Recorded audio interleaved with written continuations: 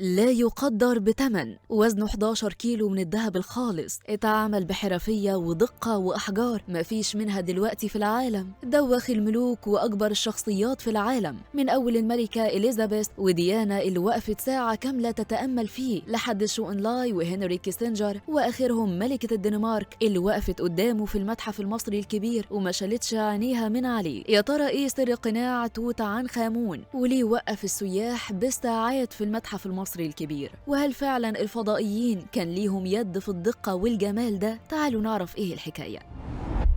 من آلاف السنين في حضارة ما فيش زيها على وجه الأرض، خرج للعالم قناع قدر يخلد اسم صاحبه للأبد، قناع الملك الذهبي توت عنخ آمون. القناع اللي بقى رمز من رموز مصر وسفيرها، اللي محدش قدر ينافسه لا في الجمال ولا في القيمة ولا في الحرفة والفن. وده لأنه مش مجرد تحفة فنية، ده أعظم عمل اتصنع في التاريخ الإنساني كله. اتعمل في عصر الأسرة 18 بإيدين فنان مصري قديم كان بيصيغ الخلود في صورة ملك. القناع ده ارتفاعه حوالي 54 سنتيمتر، وزنه أكتر من 11 كيلو من الذهب الخالص، يعني مش مجرد قطعة ذهب، ده إعجاز في الفخامة والدقة والإتقان. طيب ليه القناع مهم قوي كده؟ وليه العالم كله منبهر بيه؟ ببساطة يا سيدي، لأن المصري القديم استخدم فيه طبقتين من الذهب وربطهم بكل انسيابية باستخدام تقنية الطرق بشكل حرفي، مش فضائيين ولا حاجة زي ما بيتقال عليه. ومن فوق كده نقشوا وصقلوا وزينوا بالأحجار الكريمة والإزاز الملون، وكل تفصيلة في القناع ليها معنى ومغزى. الملك توت عنخ آمون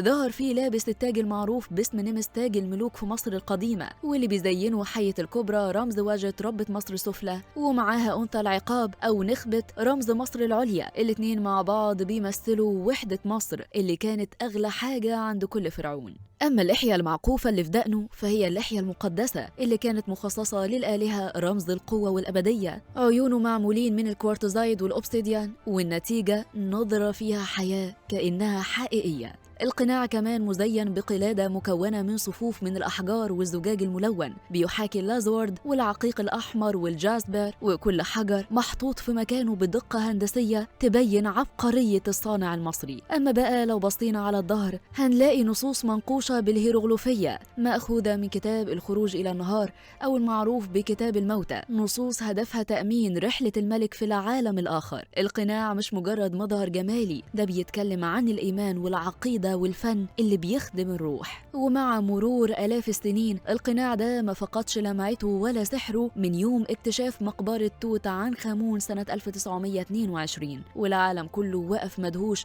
قدام كنوزه. لكن القناع الذهبي كان دايما هو البطل الحقيقي. الانبهار بالقناع وصل لدرجة ان ملوك ورؤساء من كل القارات جم مخصوص عشان يشوفوه، مش بس في المتحف الكبير، الموضوع من بدري قوي ومع أكبر ملوك وشخصيات في العالم.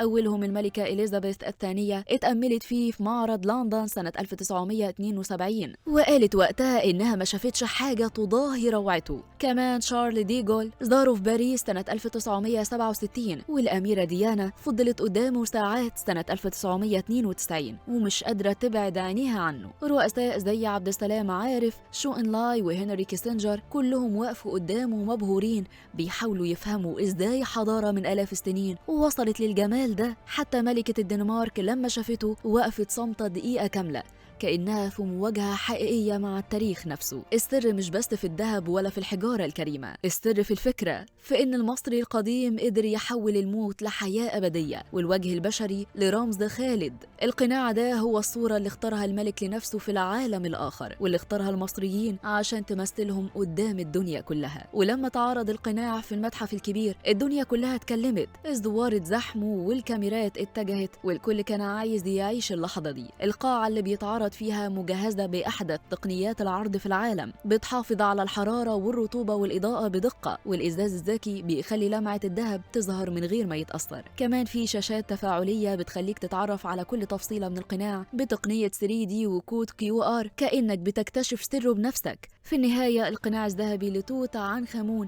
مش مجرد أثر، ده شهادة على عبقرية المصري القديم وإزاي قدر يصنع الجمال اللي ولا بيصدي ولا بيتكرر بعد آلاف السنين. ولسه كل اللي يشوفه ملك ولا رئيس ولا إنسان عادي بيقف في نفس الحالة، انبهار، صمت وإعجاب ما يتوصفش. قول لنا أنت بقى رحت شفته ولا لسه؟ شاركنا برأيك في التعليقات.